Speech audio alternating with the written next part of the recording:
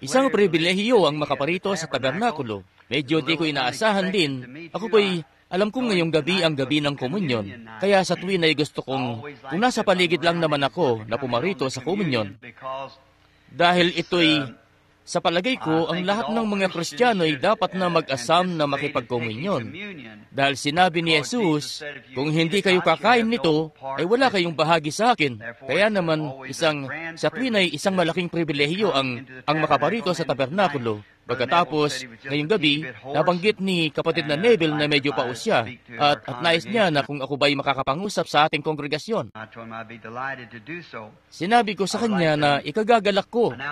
Nais ko ring i-anunsyo na kung bukas ng gabi ang pagpupulong ng mga kalalakihan, ng mga katiwala, bukas ng gabi, at ng mga negosyante rito sa simbahan para sa kanilang regular na pagtitipon ng Lunes ng gabi at kanilang may pagpapasiyahan sila ukol sa kontratista. Sa palagay ko, lahat ay naunawaan na ang ating mga papeles ay pasado na at maipapatayo na natin ang simbahan. At mangyari po na pasado na at marahil sisimulan natin sa sanlinggong ito. Ang simbahan ay sisimulan na sa sanlinggong ito sa pagkakaalam ko. At tayo po'y tinanggihan dito sa Jeffersonville, pero nagpunta tayo sa Indianapolis sa estado na mismo at nagbigay sila sa atin ng permiso. Kaya itatayo na natin ito, at kaya sisimulan na, marahil sa sanlinggong ito, malalaman po pagkatapos ng pagpupulong bukas ng gabi. At pagkatapos ng pagpupulong bukas ng gabi, kung di nila pasisimulan ngayong sanlinggo, kung may mangyari at hindi makapagsimula ang kontratista, ay sisimulan naman niya sa kasunod na sanlinggo.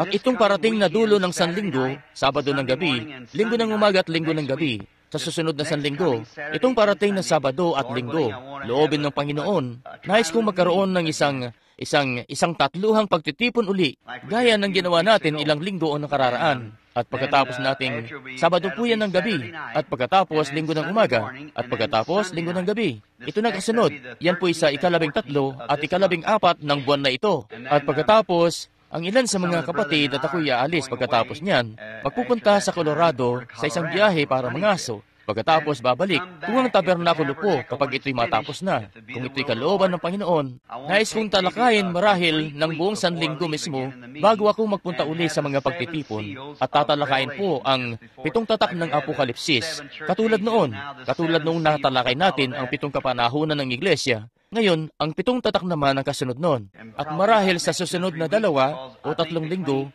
dahil sa palagay ko, natatantya nila. Dahil sa mga kalalakihan na kanilang pagkatrabahuhin doon, na makakayan nila, may tatayo natin ang tabernakulo at handa na yon ng mga 10 araw o 15. Parang ganoon po. Kung ganoon, magkakaroon na tayo ng dako na maupuan dito na 2 beses na mas maraming makakadalo o 3 beses marahil na makakadalo. At yan po ang hinihintay ko hanggang sa matapos yan.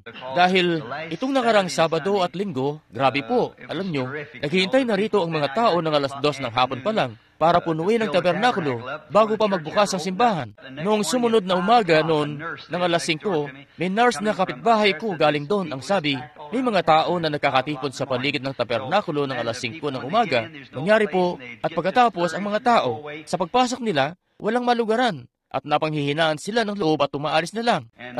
At pagkatapos, yung mga nakatayo at nakapila sila at nagsisiksikan na sa mga pasilyo, ramdam nila na nasisiksik sila at lahat na. At nakikita ko ang mga kababaihan doon na pinagpapawisan, alam nyo, ng paganoon. At talagang tumutulong ang kanilang pawis.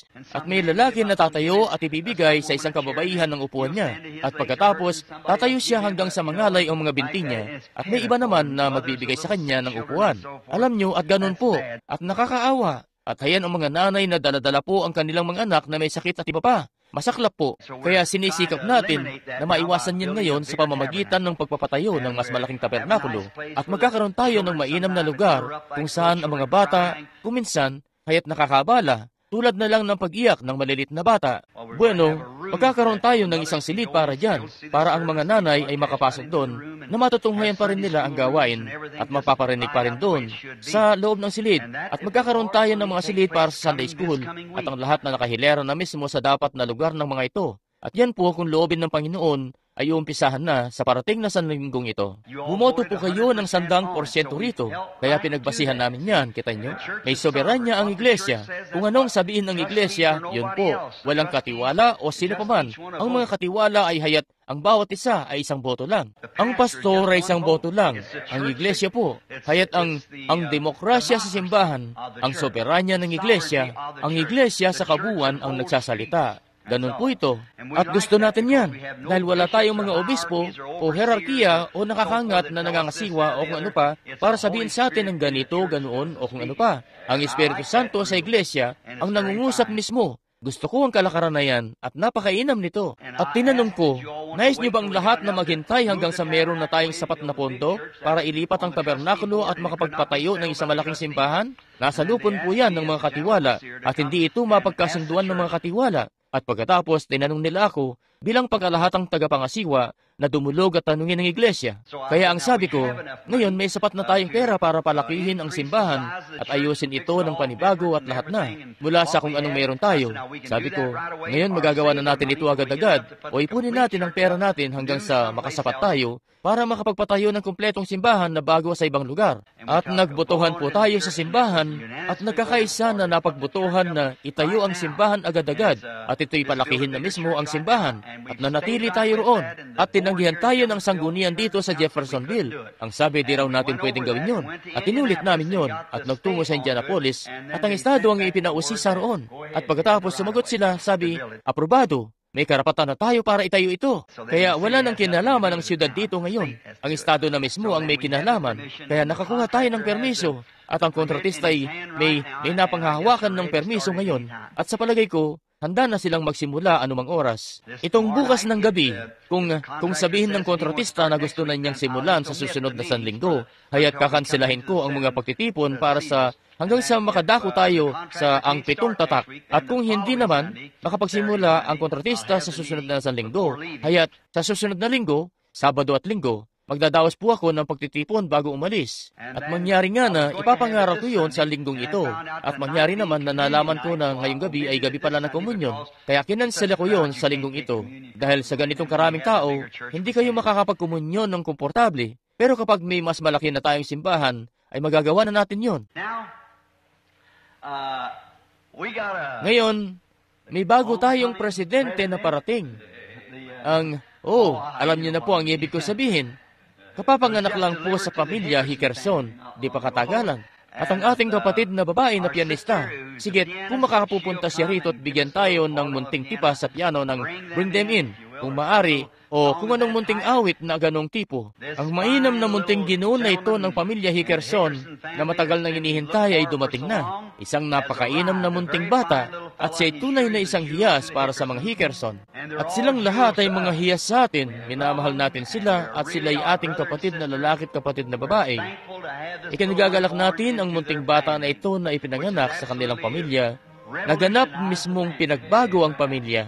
At sigit sila, ang tatay at nanay po'y kung maaari lang dalhin na ang munting bata ngayon para sa paghahandog. Ngayon, ang sinasabi ng kasulatan, kanilang dinala sa kanya ang mga bata, mga sanggol, nang sa gayon ay kanyang mapatungan sila ng kanyang kamay at pagpalain sila. Ngayon, may mga tao sa mundo na naniniwala sa bagay na tinatawag nilang pagbibinyag ng sanggol. At yun po ay kinukuha nila ang munting mga sanggol at hindi naman talaga nila binabautismuhan sila kung tutuusin dahil winisikan lang nila sila ng tubig. Ngayon, wala tayong makikitang ganyan saan man sa Biblia kung saan nagwisik sila ng kahit sino na matatanda, lalo na ang mga bata. At mangyaring ang bautismo ay isang pagtatapat na may panloob na gawa ng biyaya na nagawa na. At ang munting mga sanggol ay walang kaalaman ng kasalanan. Kaya naman, noong si Jesus ay mamatay sa krus, siya'y namatay para alisin ang kasalanan ng sanlibutan. At kapag ang sanggol ay naging isang tao at ipinanganak sa sanlibutang ito, wala silang kasalanan sa ganang sarili nila, kaya wala silang pagsisisi na kailangang gawin. Pero ganito ang dugo ni Yesus Kristo ay nag-aalis ng kasalanan na iyon. Siyempre, ang sanggol ay ipinanganak sa kasalanan, inanyuan sa kasamaan.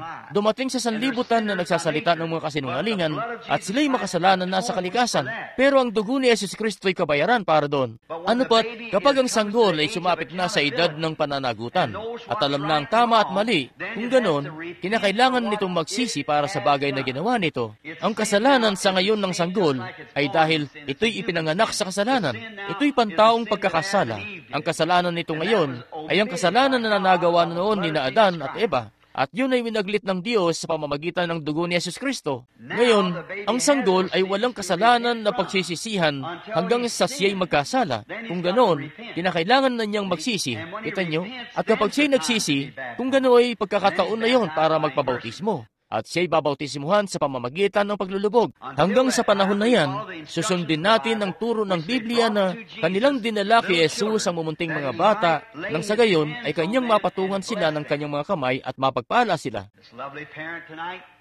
Ang kalugod-lugod na magulang na ito sa gabing ito'y dinadala ang munting sanggol sa pastor at sa akin para ihandog. At pakiramdam nila, kapag ilalagay nila ang sanggol sa mga kamay ng mga kinatawan ni Kristo, kanilang inilalagay ito sa mga kamay ni Kristo. Pagkatapos, sa pamamagitan ng pananampalataya, dadalhin natin ang sanggol sa Diyos para magbigay pasasalamat para sa pagdadala nito rito at ihilingin sa Diyos na pagpalain ito na tinatawag nating paghahandog sa sanggol. Ngayon, alam niyo naman ako sa aking sariling mga anak, may munting anak akong babae na nasa kalwalhatian na ngayong gabi at siya'y inihandog noon sa Panginoon dito sa altar. May munting anak na lalaki ako at anak na babae dyan sa likod ngayong gabi na hindi pa nababautismuhan. Ang isa'y 11 taong gulang. Sinasabi ko sa kanya ang tungkol dito ngayon kay Sarah para mabautismuhan.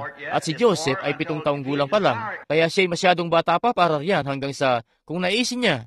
At kung sabihin niya na inilalagay ito ng Diyos sa kanyang puso, ay gagawin ko kagad ito. Pero bilang mga sanggol pa noon, akin lamang inihandog sila sa Panginoon. Dahil yun ang batay sa kasulatang pagtuturo nito. Kapatid na Neville, kung makapupunta po kayo rito at samahan ako sa mainam na batang lalaki na ito, pasensya na po. Holin po ba?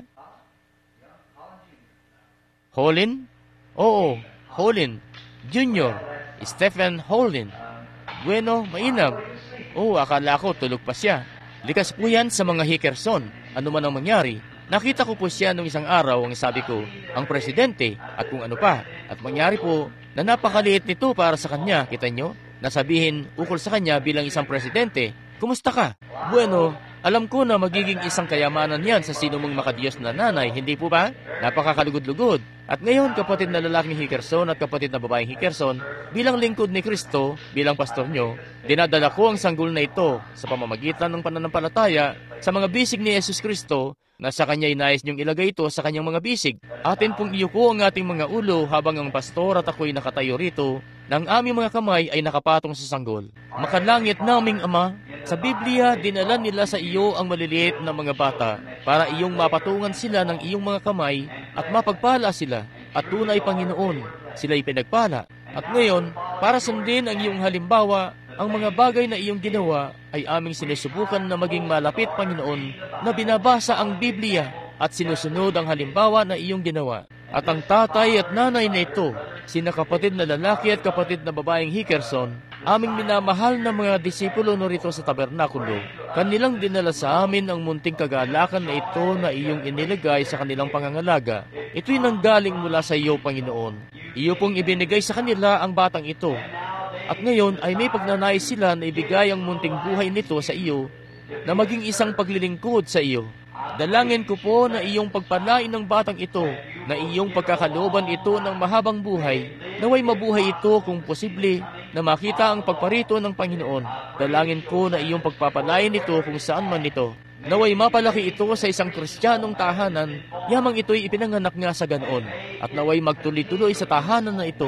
Nawa ang tatay at nanay ay mabuhay na makita ang sanggol sa pulpito, kung posible, na nangangaral ng Ebanghelyo. Mas pipiliin nila na makita ang bata sa ganong paraan, Ama, kaysa sa saluklukan sa White House o kung saang lugar, dahil sila'y mga lingkod mo at hinahangad na ang buhay ng sanggol ay maging isang handog at isang pagpapala sa gawain ng Diyos. Ngayon, dalangin ko, Ama, na iyong pagpalain ng bata, at nawa ang biyaya ng Diyos ay mapadako rito, at nawa ito'y maging malusog at masaya sa buong buhay nito, at nawa ang tatay at nanay ay mabuhay para makita ito na lumaki. Yan po ang aming hiling uli, iyo pong pagpalain ito sa iyong pangalan. At ngayon, munting Stephen Holin Hickerson, ibinibigay kita kay Jesus Kristo na ang mga pagpapala na aming hiniling ay dumako sa iyo. Maging malusog at malakas ka, munti kong kapatid, at naway mabuhay ka na niluluwalhati ang Diyos. Sa pangalan ni Jesus Kristo ay hinihiling namin ito. Amen.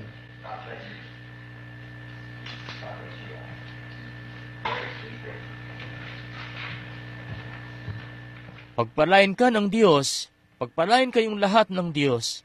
Napakakalugod-lugod na bata. Where we'll never grow, never grow, in the land where we'll never grow, never grow, never grow, in the land where we'll never grow. Hindi ba't kahanga-hanga yan? Ang mga bata'y magiging matanda, at ang matatanda'y babata. Ngayon, hindi ba't napakaganda nun? At di na tayo kailanman magkakasakit o magkakaroon kailanman ng kalungkutan o mamamatay kailanman. Ngayon, ang mga gawain, inanunsyo na ni kapatid na Neville, nais kong i-anunsyo ngayon din na ang pagtitipon na yon, huwag niyo pong kalimutan ito. At ang mga pagtitipon na kanyang nabanggit, gayon din, isang ginang Ford na dating dumadalo rito sa simbahan mga taon na ang nagdaan. Dinala ko siya sa kanyang anak na babae, nitong mga 2 araw pa lang ang nakakaraan. At siya'y 80 anyos na, at yumao na para katagpuin ng Panginoon kagabi ng alas 8 sa palagay ko. At ang mga gawain para sa kanya, ang pastor at ako'y magdadaos ng gawain sa kapilya doon sa Kutz. Miyerkules ng alas 10, alas 10:30, ito pong parating na Miyerkules. Si Ginang Ford, sa palagay ko nakalimutan ko yung kanyang Ginang Levy Ford. Ang ating, yun po nanay ni Lloyd Ford na makikita nyo sa aklat ko, na siya yung nagtabi ng damit pang Boy Scout noon para sa akin, at may isang paa ng pantalon na lang ako na natitira noon. Kaya yun po ang nanay ng lalaki. Kaya dinala ko siya nung isang araw at nanalangin kasama siya ang matandang aba na ito, at siya yumauna para katagpuin ng Panginoong Yesus. Ngayon, kung loobin ng Panginoon, may bagay ako rito na marahil i-anunsyo ko ang mga gawain na yon. Kung matuloy man ang mga ito para sa susunod na sanlinggo, kung nailagay ko ang mga ito rito, o kung sa palagay ko'y nagawa ko, tungkol sa bagay na ipangungusap ko para sa parating, itong parating na pagtitipon para sa susunod na sanlinggo. Kung sa tingin ko, sa palagay ko nailagay ko na yon sa aklat na yon. Hindi ko lang alam kung nailagay ko ba o hindi. Siya nga, heto po. Loobin ng Panginoon, Sabado ng gabi, nais kong mangaral sa paksa ng kung bakit naimpluwensyahan ng isang tao ang buhay ng iba. At sa linggo ng umaga, nais kong ipangaral ang pagpapatong sa piramide. At linggo ng gabi ay nais kong mangaral tungkol sa aking patnubay, ang paksa, aking patnubay, para sa parating na linggo ng gabi. Ngayon, naway pagpalain ng Panginoon ang mga bagay na ito at tulungan ako. Yamang nasa labas ako, at kaunting konteksto lang marahil para matalakay ang mga ito. Ngayong gabi, nais nating magmadali at gumanap ng ilang bagay. Siya nga pala, may liham ako rito na nagaling sa Koreo na kinuha ni Billy kamakailan, na may ilang kapatid na nasa Michigan, at galing ito sa ministerial na asosasyon na maraming kung ano-anong bagay. Yun yung nagpapagulo sa mga bagay-bagay, kita nyo, na sinasabi nila rito, na may kapatid sa dako roon na ang sabi raw, ipinadala ko sila roon.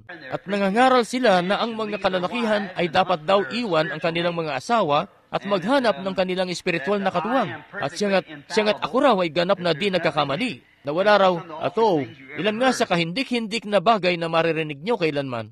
At nakarating yon sa ministerial na asosasyon. At sinulatan nila ako ng liham tungkol doon. At ipinadala ko raw sila roon. At nagbubunsod yun tuloy na malaking pagkalito. At may ilan sa kanila ay nagpropropesya raw. At sinasabi na ang isang lalaki, dapat iwan ng asawang babae na ito at pumunta at pakasalan ang isa namang yon. Ngayon, alam ng iglesyang ito na hindi tayo naninindigan sa ganyang mga kabulukan na gaya niyan. Pinaniniwalaan natin ng Biblia. Naniniwala tayo na kapag ang isang lalaki magpapakasal sa isang babae, yun na ang asawa niya, at tanging kamatayan lamang ang makapag-iwalay sa kanila. Ganon mismo. Hindi tayo naniniwala sa ganyang mga bagay-bagay. Hindi tayo naniniwala sa largadong pakipagrelasyon mismo. Hindi tayo naniniwala sa ganyang bagay. Ganap nating pinaniniwalaan ng Biblia. At yun lamang. Kaya ipapapotostat ko ito. Gagawan ng kopya ng liham na ito at ibibigay ang tugon ko at ipapalagay yon sa mga magasin. At yun na ang aayos doon. Umaasa ako na ganun sana na mabigyan sila ng tugon. Ngayong gabi, bago lamang natin buklatin ang kasulatan, mangusap muna tayo sa ating Panginoon. Makalangit naming Ama, kami po'y dumudulog sa iyong luklukan ng awa sa pangalan ng Panginoong Yesus, yaong dakilang isa na siyang bumaba mula sa kalwalhatian para ihayag sa amin ang kasaganahan ng mga kayamanan ng Diyos. Ganon na lamang ang pasasalamat namin sa iyo para sa dakilang Jesus na ito, na siyang kahayagan ng Diyos na pinaging personal sa amin. At sa pamamagitan niya ay may katubusan kami mula sa aming mga pagkakasala. At ngayon, kami lumipat na mula kamatayan patungong buhay dahil kami sumasampalataya sa Kanya. Dahil nasusulat ukol sa Kanya na ang sabi niya, ang dumirinig ng aking mga salita at sumasampalataya sa Kanya na nagsugo sa akin, ay may buhay na walang hanggan at di na mapapasok sa paghatol, kundi lumipat na sa buhay mula sa kamatayan. Iyo pong pagpalain ng iyong mga salita ngayong gabi, Panginoon, at narito kami para tumanggap ng komunyon sa kaunting sandali. Ang mga Kristiyanong kapwa mamamayan sa kaharian ay magtitipon sa palibot ng mga altar. At doon ay tatanggap sila ng tinatawag naming ang komunyon, ang munting bahagi ng sakramento na iyong iniwan sa amin, para ipakita na kami sumasampalataya na ikaw ay namatay para sa aming mga kasalanan at nagbangon sa ikatlong araw at buhay na kailanman. At gagawin namin ito hanggang sa iyong pagbabalik, batay sa mga kasulatan gaya ng pagkakautos sa amin. Iyo pong pakalinisin ang aming mga puso mula sa masamang mga pag-iisip at sa lahat ng aming nagawa na laban sa iyong dakilang kalooban. Ama, iyo pong patawarin kami at pagkalooban kami ng iyong biyaya ngayong gabi. Iyo pong pagputol-putulin ang tinapay ng buhay sa salita. Sa pagbabasa namin dito at pangungusap ukol dito, sa pangalan ng Panginoong Yesus, ay amin po itong hinihiling. Amen. Ngayon, sa aklat ng Apokalipsis, magsisimula tayo sa isang talata lamang. Nais kong basahin ang 20 talata, o ang unang talata ng 20 kabanata. At nakita ko ang isang anghel na nananaog mula sa langit na may susi ng kalaliman at isang malaking tanikala sa kanyang kamay. Ngayon, nais kong mangusap, kung maaari, kung pamamagatan ko ito ng teksto mula rito o kukuha ng konteksto mula sa tekstong ito.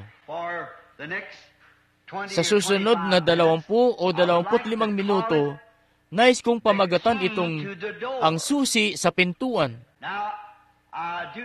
Ngayon, ayaw ko po na natawagin itong mga susi dahil ibinigay kay Pedro ang mga susi ng kaharian. Ano pat, nais kong tawagin itong ang susi sa pintuan.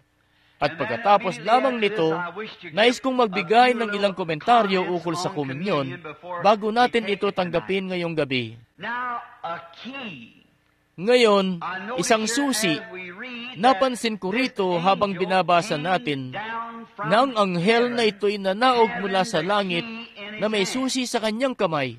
Naniniwala ako na sa Apokalipsis 13 o 19, masusumbungan natin uli isa pang anghel ang dumarating na may isang susi. At ang isang susi, ang layunin ng isang susi ay ang buksan ang kandado ng isang bagay na kinandado, o isang bagay na dapat ay nakakandado. Siya nga't ang susi ay ibinigay para sa layunin na yan. Ngayon, napakaraming uri ng susi dahil marami tayong pinaggagamitan ng susi. May susi para sa mga kamalig. May susi para sa sarili niyong bahay. May susi para sa inyong sasakyan. At ang tawag natin sa mga ito ay susi. At mga susi ang mga ito. At maaaring gawan ng kopya ang mga ito sa maraming pagkakataon. O sa isang bahay, minsan maaaring magpagawa ng tinatawag natin na liabe maestrong susi. Sa madaling sabi, susi iyon na parang ginawa na may panikwas na gumagana roon na napipihitin yung kandado sa isang partikular na paraan at halos kayang buksan ng anumang pinto na tinatawag na liabe maestrang susi. Isang liyabeng banghay yun ng maraming susi at maaring buksan ng pagkakakandado sa paraan na yon sa mga bahay natin o maging sa mga sasakyan natin. Maaring gawan ng kopya at pagkatapos meron ding anumang susi hindi makakapagbukas ng pinto hanggang sa gamitan ito ng kamay. Kinakailangan na may bagay para gamitin ang susi. Ang susi mismo ay hindi nito magagamit ang sarili nito. Kinakailangan ng bagay na gagamit sa susi. Katulad na lang po ng mikroponong ito na aking pinagsasalitaan. Ang mikroponong iyon ay walang tunog. Maliban na may bagay na magsasalita roon, hindi ito makakapagsalita sa sarili nito. Kinakailangan na may bagay na magsasalita roon. Kaya hindi ang mikropono, kundi yung tinig o yung ingay sa likod na hinahatid ng mikropono sa airwave papunta sa inyong tenga. Ngayon, ganyan po ito sa pangangaral ng Ebanghelyo. Hindi po ito sa ganang sarili namin bilang mga ministro. Hindi kami ang Ebanghelyo. Bagkus, kami mga tagahatid lamang na inihahatid ang tinig ng Diyos sa pamamagitan ng aming instrumento ng mga kalalakihan papunta sa tagapakinig. Ganon din sa isang pangitain. Wala akong alam na bagay na sasabihin sa iglesia sa mga oras na ito ukol sa isang pangitain. Pero kung ipakikita ng Espiritu Santo muna sa akin ang isang pangitain, pagkatapos nga ihahatid ko ang pangitain na yon sa isang tao na pinag-uukulan nito. Kaya hindi ito sa akin o ako, ang pangitain ay hindi saganang akin o ako.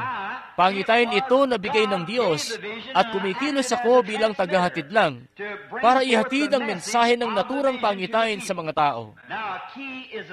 Ngayon, ang isang susi ganun din. Pasensya na po. Ang susi kailangan na mahawakan sa kamay na magbubukas sa pagkakakandado ng pinto. Kita nyo, kinakailangan ng kamay. Ngayon, at sa susi na ipangungusap ko ngayong gabi, isang kamay lang ang makahawak sa susing ito. At yun ang kamay ng pananampalataya. Yun lang ang may kayang humawak sa susing ito. At mga kamay ang umahawak sa ibang mga susi.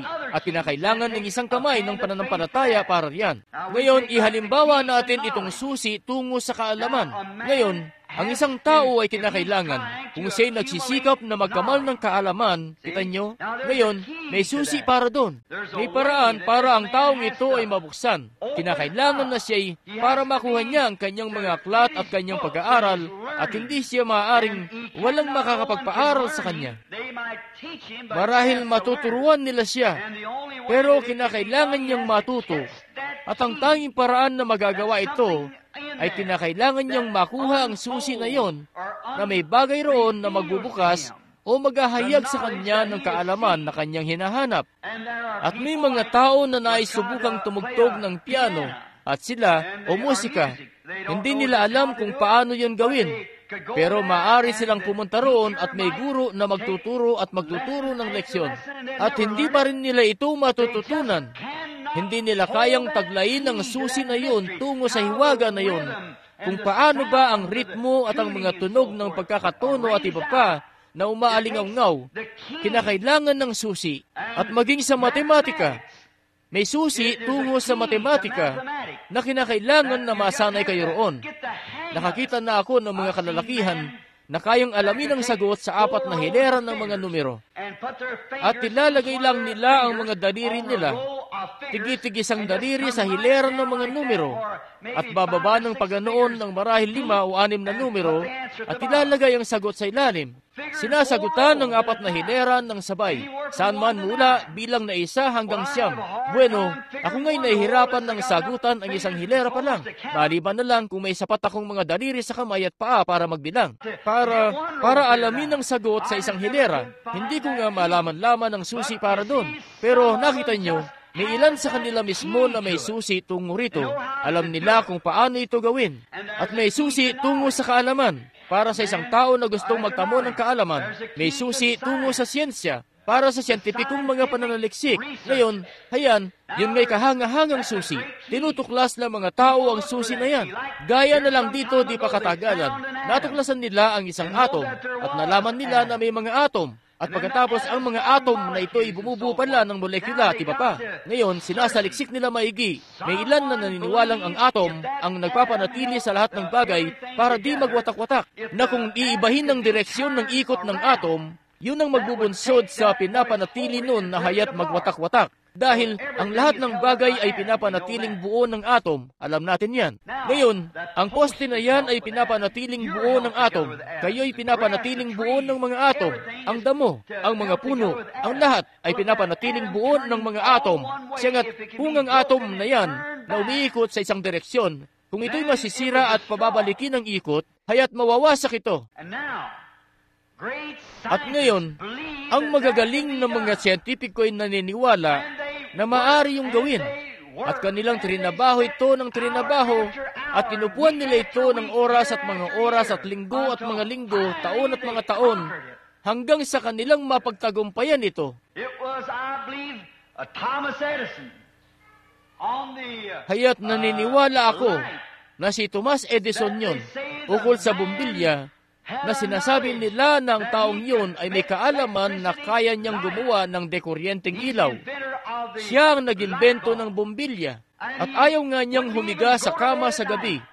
Hawak-hawak niya ang 1 pinalaman ng tinapay sa 1 kamay at kakainin yun at maupo roon at aalamin kung ano yun at magtatrabaho. Sa kung saang dako sa likod ng kanyang kaisipan, may bagay na nagsasabi sa kanya na magagawa niya ito. Ano ito? Isang susi yun na magbubukas sa daan. Wala pang maraming taon ang nakararaan. May isang lalaki na naniniwala na may talento siya para sumulat ng comic strip. Naniniwala siya na tangan niya ang susi sa kanyang kamay. At nais niyang nagtungo siya. Nakatira siya sa Kansas. Nagtungo siya sa tagapatnugot ng isang kilalang dyaryo sa Kansas City. At dinala niya ang ilan sa mga naisulat niya. At sabi sa kanya ng tagapatnugot, "Ginoo, wala kang ganoong kakayahan. Ikaw, huwag mo nang subukan pa. Hindi mo kayang gawin."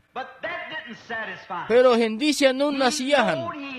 Alam niya kasi na may kakayahan siya. At bumalik siya ng paulit-ulit na sumusubok. Pero siya, yung tagapatnugot, ay tinatanggihan siya. Sa huli, nagtungo siya sa ibang lugar at tinanggihan din nila siya na sinasabi, "Ginoo, wala kang ganong kakayahan. Hindi mo kayang gawin yon." Pero sa kabila nun, ay naniwala siya na kaya niyang gawin yon. At ganon mismo, may kung anong bagay siya sa kanyang kamay. Sa wakas, natanggap siya sa trabaho na magsulat ng munting mga script sa palagay ko, na editorial o parang ganoon para sa isang simbahan. Parang munting comic strip para sa simbahan. At nagrenta siya ng isang madaga o pinamumugaran ng daga na garahe, kung saan yung mga dagay patakbo-takbo sa buong lugar at lahat sa kanyang mga kobrekama. He got to noticing a peculiarity of a certain little mouse. At napansin niya ang pagiging kakaiba ng isang partikular na munting daga. Doon nagsimula ang kwento tungkol kay Mickey Mouse. Ngayon, isa na itong multimilyonaryong Walt Disney. Bakit? May bagay siya sa kanyang kamay. At alam niya na hawak niya ito. Alam niya na kaya niyang gawin ito. At sa ganyang paraan naaabot ang bawat tagumpay. Kapag ang mga kalalakihan at kababaihan ay may bagay sa kanilang kamay na alam nilang kaya nilang gawin ito. Nung tumama ang polio sa bansa, Gaya ng lahat tayo inutusan ngayon na pumunta at magpabakuna para pukasin ito. Nung tumama ang polio, kahapon nakikinig ako sa isang doktor habang nagmamaneho ako sa daan. Sa isang doktor mula sa Louisville, sabi niya, ilang taon nang nakararaan, noong tumama ang malawakang epidemya sa Louisville. Sabi, kung ang mga kalalakihan ay tumayo kung saan ako tumayo noon at nakita ang 57 respirator na sabay-sabay at ang mga kalalakihan, mga kababaihan, mga batang lalaki at batang babae na naparalisa ng sakit na polio at walang bagay na magawa tungkol doon. Sabi, ayaw ko na talagang makakita pa ng katulad noon kahit kailan uli. But science thought, if there is such an evil, Pero naisip ng siyensya, kung may ganong kasamang bagay na tulad ng polio, tunay na may bagay na makakakontra rito. Nagpunyagi sila. Tumayo sila sa kalsada, suot ang mga bota. Ang mga bumberong yon, inilahad nila ang kanilang mga sombrero at nanghingi sila, nanlimos sila. Ginawa nila ang lahat sa pagsisikap na hanapin ang susi para mabuksan ang pinto ng paglaya. At sa wakas, isang Kristiyanong Ginoo na ang pangalan ay Sok ang nakatuklas ng bakuna. Bakit? May masama na naglipana. May mamamatay tao na naglipana. Kaya't may susi sa kung saan na magagawang buksan ang pagkakakandado ng paglaya muli para sa tao at ang bakuna ni Sok ang pinakamainam na paggamot nun. the key can do. Oh, ganyan nga mismo ang nagagawa ng susi. And now, Inilabas ang bakuna. At ngayon ay pinupuksa ang polio gamit ang bakuna na ito. because that it was a Dahil sa pagpapagal at hindi pagsuko, ang susi na iyon ay naroon lamang. Talagang may kung anong bagay na pangbakuna rito. At sila'y determinado na tuklasin yon. And if there is such an evil, At kung may masamang bagay tulad ng polio, diphtheria, bulutong, yellow fever, tetano, paninigas ng panga at iba pa, na ang siyensya sa masasamang bagay na ito'y kayang pagpunyagian araw at gabi hanggang sa makahanap sila ng bakuna para rito. Dahil ito'y masama, isang mamamatay tao. how much more is there a key to salvation for a man that's in prison? Gaano pa kaya na may susi tungo sa kaligtasan para sa isang tao na nasa bilangguan ng kasalanan? May susi para sa pinto na yan, para palayain ng mga tao mula rito. A tree key usually, Ang isang susi, kadalasan, kapag sususiyan nito ang kandado at kapag makahahanap ka ng susi, ito'y kadalasan para sa isang kayamanan, bagay na mahalaga, o kung hindi nyo yun ikakandado. Kung hindi yun kailangan na ikandado, hinahayaan nyo lang naman yun. Pero kapag ito'y karapat-dapat na ikandado, kaya ang isang susi ay kadalasan na instrumento patungo sa isang bagay o daan para makadako ang isang bagay na mahalaga. Ang susi, yon ang layunin nun. Ngayon, yon ay magbubukas sa isang bagay na mahalaga. now we read in St. John the 10th chapter, Jesus said, Ngayon, mababasa natin sa San Juan, sa 10 kabanata, ang sabi ni Jesus, Ako ang pintuan tungo sa kulungan ng mga tupa. Ako ang pinto, hindi isang pinto. Ang pinto, ang tanging pinto. Ako ang daan, ang tanging daan, ang katotohanan at ang buhay. At walang sino man ang makadalapit sa Ama, maliban na sa pamamagitan ko. Ako ang pintuan tungo sa kulungan ng mga tupa. At ang lahat ng dumadaan na hindi dadaan sa akin ay mga kaaway, mga magnanakaw at mga kawatan. He is the door to the Siya ang sheepfold. pinto tungo sa kulungan ng mga tupa. Siya ang pinto tungo sa kaligtasan.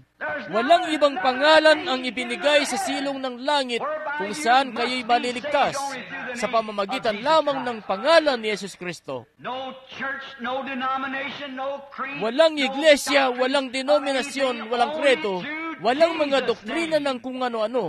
Sa pamamagitan lang ng pangalan ni Jesus, yun ang susi. Hindi nakapagtataka na ginamit ni Pedro ang isa sa mga iyon nung araw ng Pentecostes. Nais ng mga tao na malaman kung paano makakapasok sa pintuan na yon. Ginamit niya ang susi, at may nag-iisang susi lamang. Dahil nag-iisa lang ang pintuan. Ako ang pintuan, at taglay ni Pedro ang susi nito. At ang sabi niya, mangagsisi ang bawat isa sa inyo at mabautisimuhan kayo sa pangalan ni Yesus Kristo para sa ikapapatawad ng inyong kasalanan.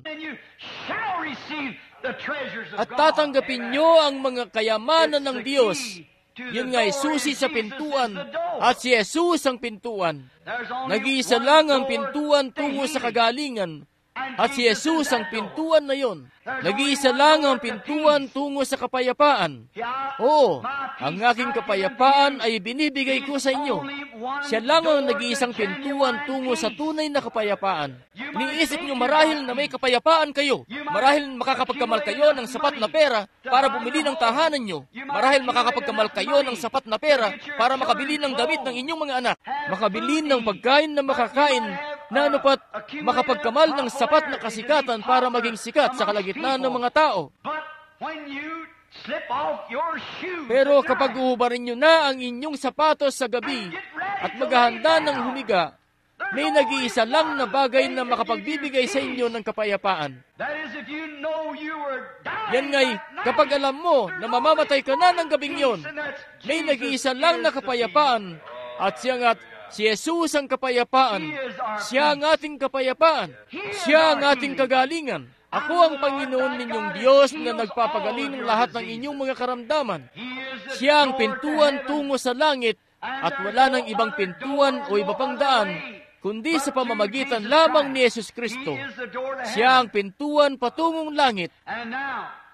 At ngayon, si Jesus ang pintuan tungo sa lahat ng mga bagay na ito. At ang pananampalataya ang susi na magbubukas sa pagkakakandado ng pintuan. Ngayon, kung si Jesus ang pintuan tungo sa lahat ng mga pangako ng Diyos, ang pananampalataya sa kanyang tapos na gawa ang magbubukas sa pagkakakandado ng bawat pintuan tungo sa bawat kayamanan na naroon sa loob ng kaharian ng Diyos. Nakikita niyo ba? Ang susi, pananampalataya ang susi na nagbubukas sa pagkakakandado ng bawat pangako na kanyang binitawan. Ang susi ng pananampalataya ang nagbubunsod nun. Ang pananampalataya sa kanyang tapos na gawa. Ito yung mga susing ipinapangusap natin. Ngayon, sa mga Hebreo, sa 11 kabanata, may mahabang listahan ako nila na nailista rito tungkol sa mga bayani ng pananampalataya. Yun ang susi tungo sa pintuan na nagpatikom sa bibig ng mga leon. Yun ang susi, pananampalataya, na nagbukas sa pagkakakandado ng mga bilangguan. Ang pananampalataya nga, ang pananampalatayang susi na siyang pumatay sa bisa ng apoy. Nagligtas sa talim ng tabak na binuhay muli ang patay. Ang pananampalatayang susi sa buhay na Diyos. Ang kamay na yon, ang lalaki, ang babae na kayang kunin ng pananampalatayang susi na yon, ay kaya nilang buksan ang bawat pangako na ipinangako ng Diyos. Pero kung di nyo tangan ng susi na yon, sinusuksok nyo lang. Pero hindi nyo yun kailanman mabubuksan. Kukontra lang yan doon dahil yung susi, anumang tamang gawang susi, ay may mga panikwas sa loob ng kandado. At may partikular na forma yon. Partikular na hugis ng mga susi para paikutin ang mga panikwas. At isang panikwas lang na wala sa pagkakaporma ay maantala ang buong bagay na yon. Kaya naman sumasampalataya ako sa buong ebanghelyo, sa bawat salita ng Diyos, na inilalabas nito ang kapangyarihan ng Diyos, na magbabaling ng kanyang mga pagpapala sa mga tao. Yun ay susi tungo sa pintuan na siyang magbubukas sa pagkakakandado nito. Ang dakilang mga bayani na ito, ang mga propeta at dakilang kalalakihan ng Biblia, na tanga ng susi na yon. Yan ang dahilan kung bakit napatikom nila ang bibig ng mga leon. Napatay ang apoy, natakasan ang talim ng tabak, binuhay muli ang patay, at nagawang lahat ng uri ng mga himala.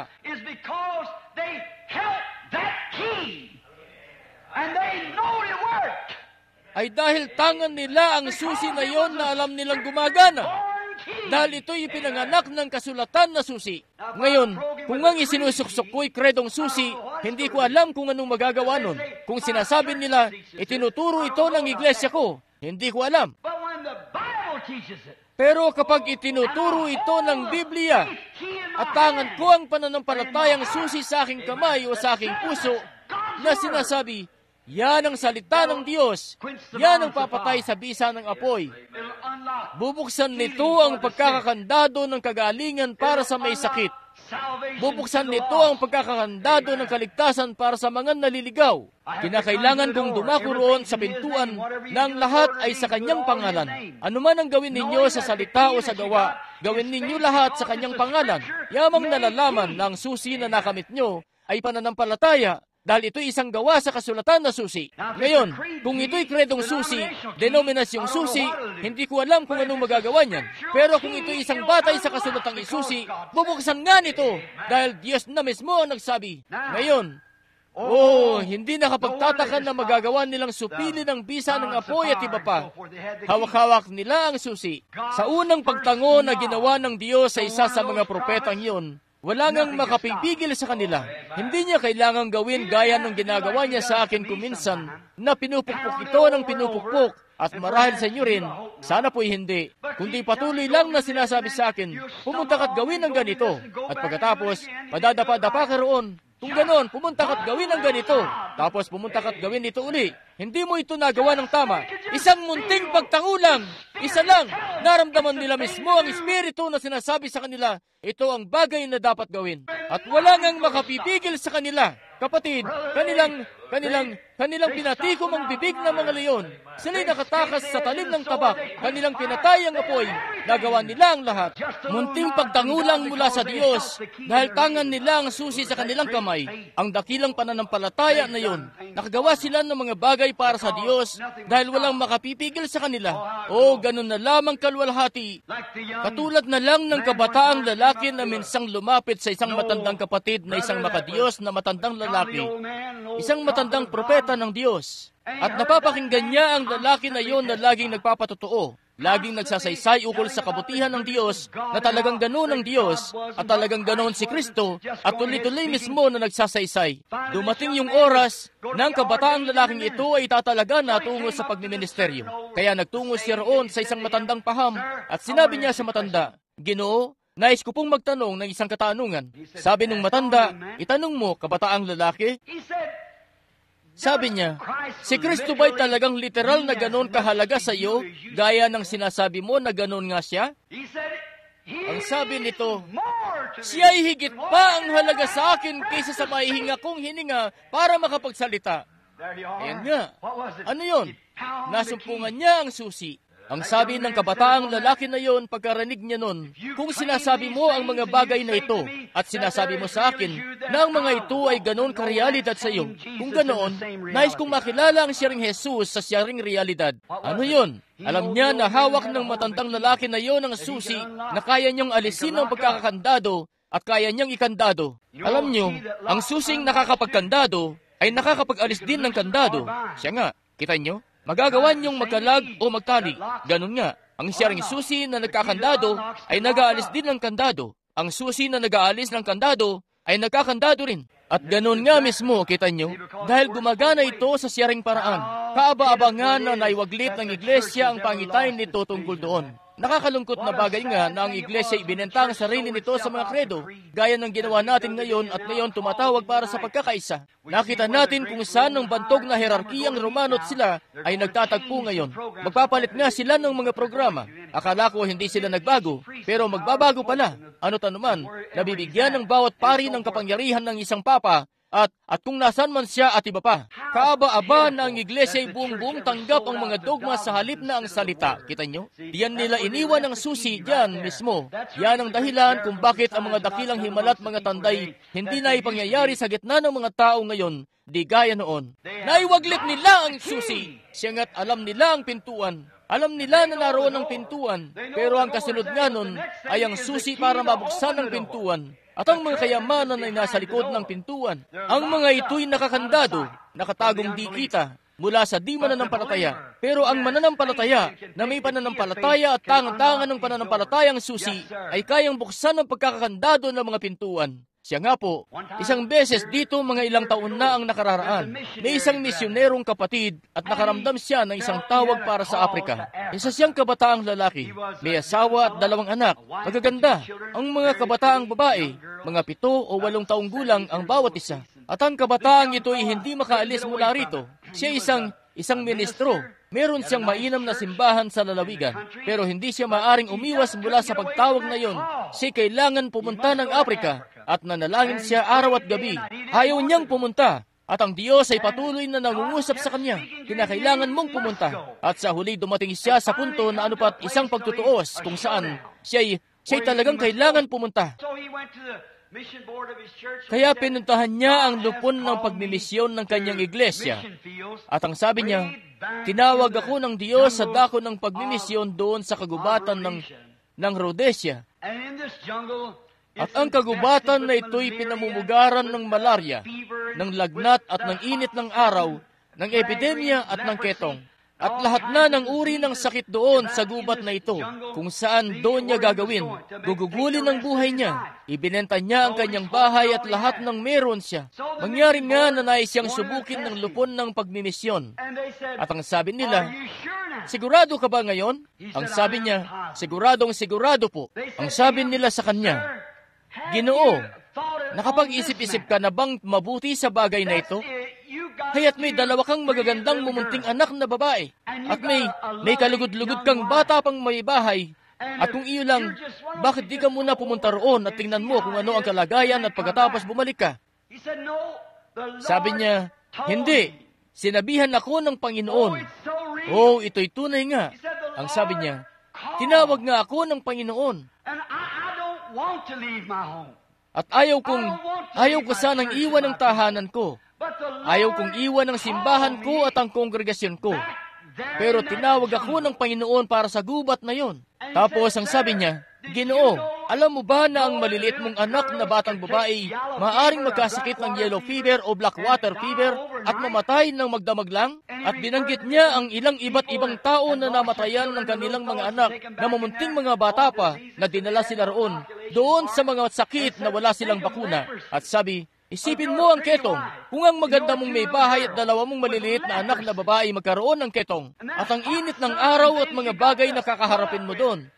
Sabi, hindi ka ba natatakot? At ang panganib ng pagdadala mo sa anak mo at may bahay mo sa lugar na gaya nun? At tumayo roon ang misyonero, ang batang-bata pang lalaki at may mga luha na gumuhit sa kanyang mga pisngi. Bumaling siya. Ang sabi niya, mga kapatid ko, ang pangitain ko tungkol sa pagtawag na yun ng Diyos.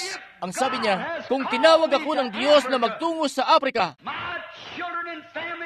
ang mga anak ko't pamilya ko ay malayong mas ligtas sa Afrika kaysa sa ano pa mang ibang lugar sa mundo. Amen! Ano yun? Taglay niya ang susi tungo sa pagkatawag sa kanya. Taglay niya ang pananampalataya sa bagay na kanyang sinasabi. Oh, naisip ko, grabeng giting na sagot. Nung una kong marinig yon, lumukso ang puso ko, kita nyo. Kung tinawag ako ng Diyos na tumungo sa Afrika, na ang mga anak ko sa ketong at epidemya at lahat na, sila'y mas ligtas kaysa saan pang lugar sa ibabaw ng mundo. Taglay niya ang susi, yun lang ang kailangan. Kapag kamit mo ang susi, walang takot, walang pagdududa, walang pag-aalinlangan. Hindi mo na kailangang tanungin pa ang kung sino tungkol doon. Alam mo mismo, nasa mga kamay mo ito mismo. Alam mo na ang dapat gawin. Amen. Alam niyo kung ano ang tunay na kaganapan. Alam mo na ang pinto ay magbubukas. Tiningnan mo ang mga panikwas at alam mo na yun mismo ang tamang-tama. Ang pinto ay magbubukas kapag isinuksok mo ang susi roon. Oh, kung taglay lamang ng iglesia ang mga susi. Kung taglay lamang ng iglesia ang pananampalatayang susi. Mabubuksan natin ang anumang pintuan, anumang sakit, anumang epidemya, anumang kaso na mayroon. Mabubuksan ang pagkakakandado para sa atin kung makakamit lamang natin ang susi na ito. Ang lalaking ito'y kamit niya ang susi tungo sa pagkatawag sa kanya. Kung mamarapatin niyo po sana ang isang personal na patotoo, Naaalala ko mga 15, 17 taon na ang nakararaan ngayon. Noong sabihin sa akin ng Panginoon doon sa ilog, noong siya'y bumaba sa haliging apoy na ang litrato nito'y nakikita nyo. At siya po'y nangusap sa akin at ang sabi niya, dadalhin mo ang mensaheng ito sa buong mundo. At naalala ko sa Greens Mill noong siya'y mangusap sa akin. At nagtungo ako at sinabi sa pastor. At ang sabi niya sa akin, sabi, Billy, ano ba ang kinain mo nung gabing yan? Binangungot ka lang. Sabi niya, bumalik ka sa trabaho mo. Nagtratrabaho ka sa public service company. May magandang trabaho ka. Bumalik at pangalagaan mo ang iyong hanabuhay, iho. Sabi, nagkaroon ka lang ng bangungot. Kinakain ka lang. Hindi ako napanghihinaan ng loob noon maski kaunti. Noong umpisahan ko ang mga gawain ng pagpapagaling, marami sa inyo rito ang naalala ang mensahe ko nung umagang yon. Sa pagtungo ni David para kaharapin si Goliath, yan ang ipinangaral ko. At ang sabi nila sa akin, sabi niya, sa panahon pa naman ng modernong siyensya, sa panahon na nasa atin ang lahat na ng uri ng medikal na pananaliksik, gayong meron na tayong pinakamagagaling na doktor, na ang iglesia matagal nang nakalimot sa makalangit na pagpapagaling at mga bagay-bagay, maraming taon nang nakararaan. Paano ka makatutungo roon sa harap ng malaking higanting gaya nun? Paano ka lalakad doon sa harap ng mga Methodist, mga Baptist, Presbyterian at iba pa, at maging mga Pentecostal na nakalimot na nito ng matagal na panahon at nagsibaling na sa kanilang mga kredo? Paano ka harap ng walang denominasyon o anuman na magtataguyod sa iyo? Anong gagawin mo, Bill? Sa kung paanong paraan o ni katiting, hindi ako nung napanghinaan ng loob.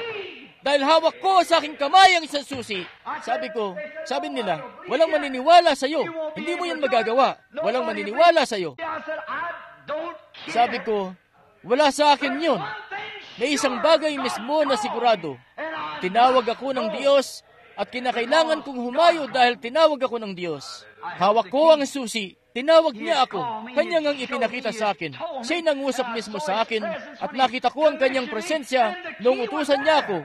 At ang susi naroon. Ang sabi ng pastor, 7 grado lang ang edukasyon. Tapos mangangaral at mananalangin ka sa harap ng mga harit mga monarko. Sabi ko, yan ay ayon man sa kanyang sinalita. Mga ganitong panahon noong isang taon, o isang linggo o 2 ang nakalipas, nung pumunta ako rito sa simbahan at sinabi sa inyo na binigyan ako ng Diyos ng isang pangitain na magtutungo sa isang lakad na pangaso. At may isang partikular na hayop na mahanap ko na may mga sungay na 42 pulgada raw ito. At sa daan ko pabalik pagkatapos kunin ang hayop na ito, kung saan ito nakahimlay, yung posisyon nun. Sa daan pabalik, ay makakapatay raw ako ng isang silver tip na osong grizzly. At tumungo ako sa isang partikular na bahagi at nakipag-usap ako sa lalaki at ang sabi niya, wala akong alam na hayop na ganoon ang itsura. At kung osong grizzly naman, hindi pa ako nakakakita ng ganoon. Sabi ko, pero sa kung saan mang dako, ay siguradong naroon yun. Kaya ang sabi niya, hindi nga tayo pupunta sa teritoryo ng mga oso, ang pupuntahan natin ay sa mga tupa, lampas lang sa itaas ng mga kakahuyan. Bueno, sumama ako sa kanya. At nung ikalawang araw, sa mismong pwesto, eksakto kung saan sinabi ng Panginoon, doon nakahimlay ang hayop. Kaya noong nagtungo ako at kinuha ang hayop, at habang inaalis namin yung balat at yung mga sungay at iba pa, na inaalis, ang sabi niya, gusto kitang tanungin ng isang bagay. Sinabi mo sa akin, 3 araw ang nakararaan nung umalis tayo sa kampo na pagkatapos mong mabarilang naturang hayop na ito, na sa daan mo pabalik ay ikay makapapatay ng isang silver tip na osong grizzly. Sabi ko, yan mismo ang ganito ang sabi ng Panginoon. Sabi, hindi ako nagdududa. Sabi niya, dahil ang kapatid kong lalaki ay epileptiko at hindi mo ba silon nakikita ng buong buhay mo nung narito ka nung isang beses at sinabi mo sa akin ng batang yun ay gagaling kapag ginawa ko ang isang bagay at gumaling nga siya. Sabi niya, ngayon, pero kapatid na Branham, nais kitang tanungin. Sabi niya, natatanaw ko hanggang dun sa pababa ng bundok sa dako ng linya ng kakahuyan kung saan naroon ang mga kabayo. At walang anumang bagay roon. Wala ni munting kapiraso ng damo. Wala maski bato. Wala nang naroon. Yung caribou moss, mga nasa 2 pulgada lang ang taas, hanggang sa lampas ng kakahuyan, ng 1 milya o higit pa sa lampas ng kakahuyan. Sabi, nasaan kaya ang oso? Sabi ko, ang Diyos ay Jehovah Jireh. Kung sinabi niya sa akin na may oso roon, magkakaroon nga. Habang papabaan ng bundok, sa tuwing makalalakad kami ng kalahating milya o parang ganoon, na mas malapit, ang sabi niya, kapatid na Branham, oras na para lumitaw ang oso na yon. Sabi ko, huwag kang mag-alala, darating siya. At nung halos 500 yarda na lang kami sa dako kung saan naroon ang mga kabayo, kinailangan naming magpahinga sa pagdadala ng mabigat na mga sungay at mga kagamitan sa likod namin. At tumingin siya sa paligid uli, at nakita ko ang mukha niya habang papatingin siya sa akin na para bang sa kaibuturan ng puso niya ay nag-iisip siya. Kita niyo, umaasa siya na yun nga'y lilitaw doon, pero hindi niya tangan ng susi. Pero sa kung anong paraan, sa biyaya ng Diyos, hindi niya ako ni minsan binigo.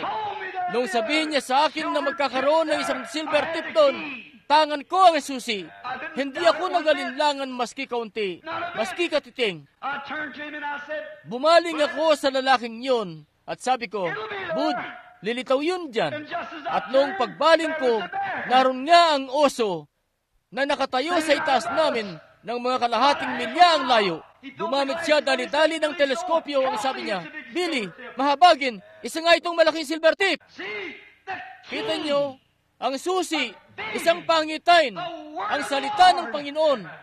Walang anumang bagay na makakabago nito o makapipigil dito. Ang kailangan ng iglesia ngayong gabi ay hindi isang edukasyon.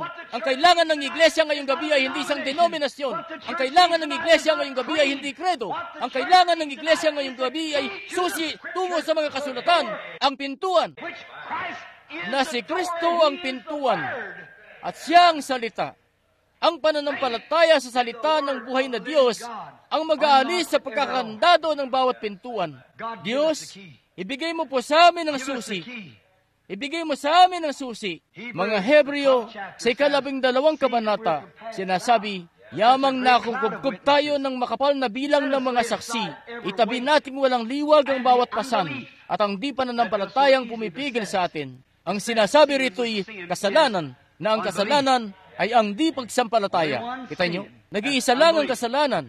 Yun ay ang di pagsampalataya. At ang ibig sabihin ng kasalanan ay malihis sa pagkakasinta. Katulad na lang kapag mamamaril ka. Kung malilihis ka sa pagkakasinta, ayusin mo ang baril mo, kita nyo? Dahil may bagay na mali. Nalihis ka sa pagkakasinta, kita nyo?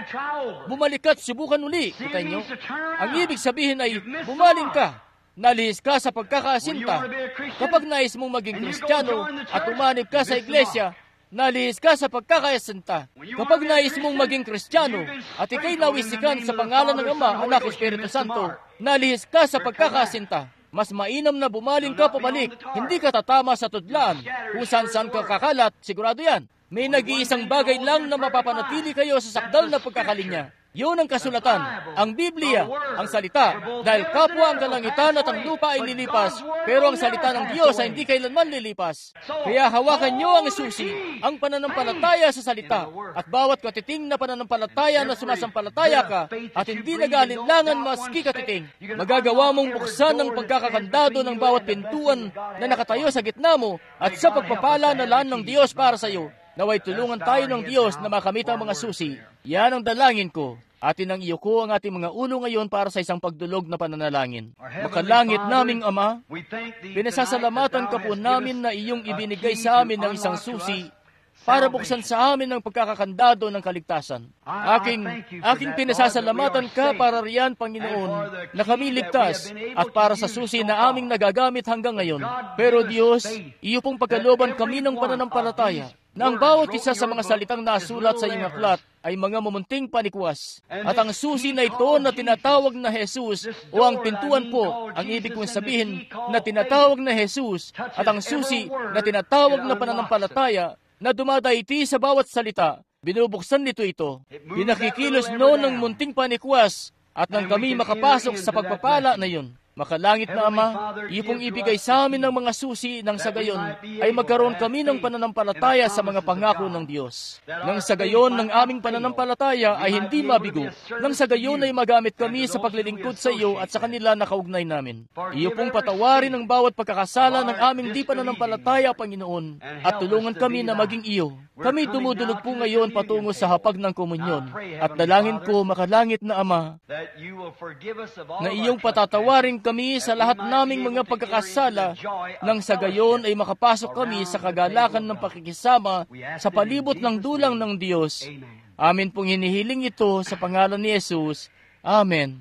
Kapatid kong lalaki, kapatid kong babae, kung kamit nyo ang susi tungo sa kaharian, ang susi tungo sa pintuan, ang susi ng kaligtasan, tutulungan ka ng Diyos na buksan ang mga pintuang iyon at papapasukin si Jesus.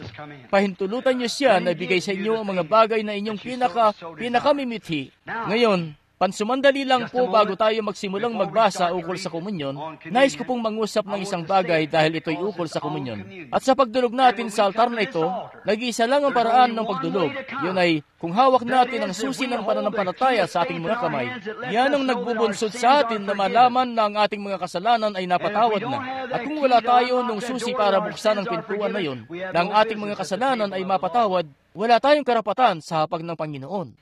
Dahil ang kumakain na tumiinom ng di nararapat ay kumakain ng hatol sa kanyang sarili na di kinikilala ang katawan ng Panginoon. Ngayon, totoo yan. Sa palagay ko, lahat tayo nalalaman na ngayong araw ay pambansang araw ng komunyon. Ito'y araw na ang lahat ng kaiglesiyahan ay nagsasagawa ng komunyon. Pambansang araw ng komunyon ngayon sa buong bansa. At iniisip ko na naangkop na mangusap ng isang salita o dalawa ukol sa komunyon bago tayo tumanggap nito, habang ang pastor, kung siya po, ay inihahanda na ang mga kasulatan para basahin ang kaayusan ng hapag ng Panginoon. Ngayon, ito pong komunyon, ngayon hindi po ako masyadong magtatagal at 10 minuto lang. Itong komunyon na handa nating tanggapin ay ang pinakamalaking debate ng alinmang doktrina sa Biblia. Yun yung kanila nung isa sa pinakaunang debate sa sinaunang iglesia. At ngayon, ang Protestante, ang Episcopalian at Methodist, at marami sa mga protestanteng kaiglesiyahan ay may kagalakan pang tanggapin ng Romano-Katolikong doktrina kung mareresolban nila ang munting balakid na iyon ng komunyon. Pero sila'y sasang-ayon na ang pari dapat kasal at maging mga ministro. Sumang-ayon nga ang Iglesyang Katoliko maraming beses na sa kanilang mga konferensya at mga pagpupulong. Sumang-ayon sila roon. At sasang-ayon sila sa iba't ibang panalangin at iba pa. Ang Iglesyang Protestante sasang-ayon sa ganoon. At sa katekismo at iba pa, sa munting altar dito at doon, at payag ang Iglesyang Katoliko na gawin ito. Pero pagdating sa komunyon, diyan sila bigo. Sino man na nakapagbasa ng kasaysayan ay alam yan. Pero siya nga't sa paraan ng pag-iisip ko, marami pa silang dapat alisan bago ko tanggapin ito. Kita nyo? Dahil hindi yun Biblia. Pero nais kong sabihin ng isang bagay sa Iglesyang Katoliko. Alam niyo ba na ang Iglesyang Katoliko sa simula ay ang apostolikong Pentecostal na iglesia? Tunay nga, yun ang unang pagsisimula ng iglesia. At nakita niyo na kung saan sila napadpad. Dahil patuloy nilang iwinawaglit ang salita at nagpapasok ng dogma. At kung ang Pentecostal na iglesia ay iiral pa ng 100 taon, ito'y magiging mas malayo pa sa Biblia kaysa sa Iglesyang Katoliko ngayon. Dahil sa paraan ng kalakaran nito ngayon, inabot ang Iglesyang Katoliko ng mga ilang dang taon para lumihis mula rito, 300 taon mula sa sinaunang iglesia hanggang sa pag-oorganisa ng Romano-Katolikong iglesia na kanilang pinasimulan. At nakarating sila sa ganoon na nagpapasok ng bigating mga dignitaryo at mga bagay-bagay at kanilang inaalis ang ganito at inilalagay ang ganito. At inaalis ang ganito at naglalagay ng ganoon. At inalis nga ang mga paganong Diyos-Diyosan at haya't pinalitan ng mga Kristiyanong rebulto at kung ano pa. At sadyang itinokompromiso ang Biblia hanggang sa makarating sila sa kinasasadlakan nila ngayon, ang Romano-Katolikong iglesia. At ang Protestanteng Pentecostal na iglesia mula sa 50 taon ng pamamayagpag nito at kung saan ito nabigo mula sa dako na pinagsimulan nito, siya nga't mas magiging kalunos-lunos pa kaysa sa Iglesyang Katoliko sa 100 taon mula ngayon. Ganun nga, mabigat na bagay nga yan para sabihin. Pero tingnan nyo ang kanilang kalagayan mula noong bumagsak sila. Nagtuloy-tuloy sila sa pagkaorganisasyon. Bumulusok sila sa pagkukompromiso sa ganito at ganoon at lahat na. Ayan nga sila, kita nyo, bumabalik sa ganoon. Pero komunyon, ang tawag dito ay ang hapunan ng Panginoon. Ngayon, maraming tao, gusto nila itong isagawa sa umaga. Hindi naman sinabi sa Biblia na ito'y kanyang agahan. At ganyan nga ang mga tao sa panahon ngayon. Paano pa rin nila matatawag yun na hapunan ng Panginoon? Siya't di nila matatawag na ganoon. Inalis na nila ang hapunan at binura yun. At tinawag itong tanghalian. Kalukuhan, hapunan dapat. Ngayon, dati na itong pinagdedebatihan noong panahon pa ng Biblia. Isa itong debate noon pa man. Mali ang pagkakaintindi noon ng mga tao sa hapunan ng Panginoon. Sa pagdulog nila roon sa hapag, sinabi ni Pablo sa mga taga-Korinto, kaya't sila'y dumudulog doon at naglalasing sa hapag ng Panginoon. Kita nyo, hindi nila naunawaan noon pa. Ang sabi niya, kung nais niyong kumain, kumain kayo sa inyong tahanan. At isa pang bagay, ito'y hindi naunawaan kung ano ito. Ang mga makasalanan at taong nabubuhay sa kasalanan, kaya't tumatanggap pa rin ng komunyon. At yun nga'y mali ang pagkakaintindi. May lalaki na pumisan kasama ang kanyang nanay-nanayan, at sinaway siya ng iglesia tungkol doon. Pero tumatanggap pa rin ng komunyon sa hapag. At may pagkakabahabahagi sa kalagitnaan nila, at sila'y tumatanggap pa rin ng komunyon. Ang sabi niya, naunawaan ko na lumalakad kayo na gaya ng iba pa ng mga hentil, at may alitan sa kalagitnaan nyo, katulad dun sa lalong-lalo na sa bahay ni Sepa sa iba pa. Sabi, namumuhay kayo na gaya ng iba pa ng mga hentil. Kita nyo? Mali ang pagkakaunawa sa bagay na yon. Mali ang pagkakaunawa sa komunyon noon pa man. Ngayon, abutin ako ng ilan pang oras sa pagtalakay nito, pero kailangan nating makadako na sa komunyon at paghugasan ng paa. Ngayon, kanilangang tinanggal na mismo ang paghugasan ng paa. Siyangat kakaunting mga denominasyon na lang. Marami sa mga Pentecostal ang ganap na umalis na mula roon, kita nyo? At ito'y nasa Biblia pa rin naman kung paano ito isinulat noon, kita nyo? Ngayon, ang tawag ng Roma dito ay hindi komunyon.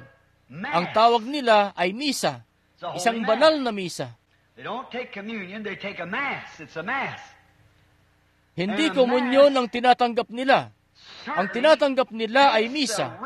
Isa yung misa. At ang misa ay tunay na inaalis ang tunay na kahulugan mula sa komunyon. Ang ibig sabihin ng misa ay umaasa.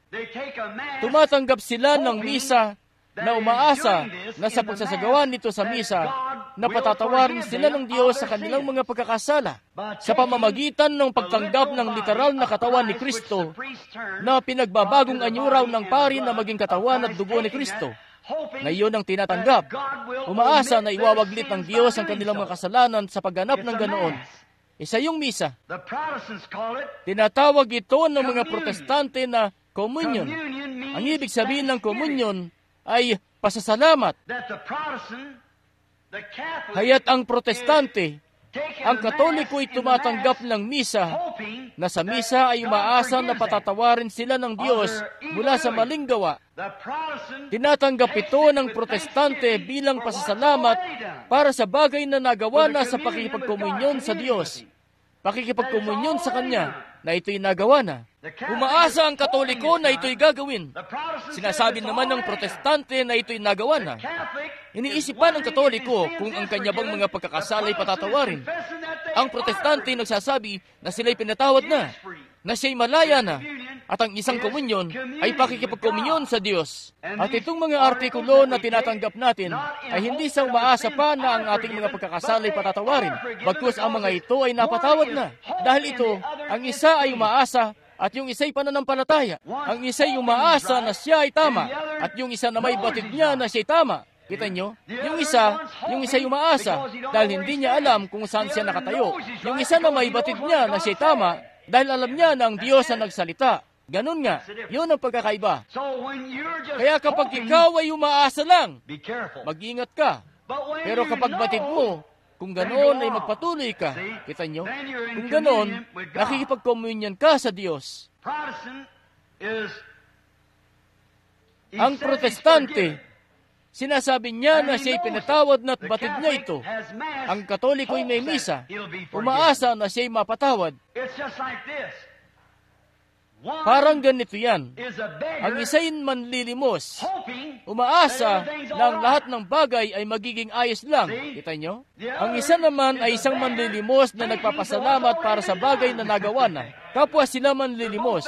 Pero ang isa'y nanlilimos na umaasa na makukuha niya ito. Ang isa naman ay manlilimos na batid niyang natanggap na niya ito at pinasalamatan siya sa pagkakaloob nito sa kanya. Ngayon, yan ang pagkakaiba. Yan ang komunyon. Siya nga po. Ang isa'y umaasa na siya'y mapatawad. Ang isa na may batid niya na siya'y pinatawad na at nagpapasalamat para rito. So communion Kaya ang komunyon ay para sa mga Kristiyano na naipanganak ng muli sa Espiritu ng Diyos. At hindi ibig sabihin ng naipanganak na muli ay kamit mo na ang Espiritu Santo. Ngayon, alalahanin nyo, ngayon marami ang nagtuturo niyan. Wala akong alam na nagtuturo nito ng gaya nito. Gaya ng nabanggit ni matandang kapatid na Argan Bright nung gabi na yon mula sa pulpito rito.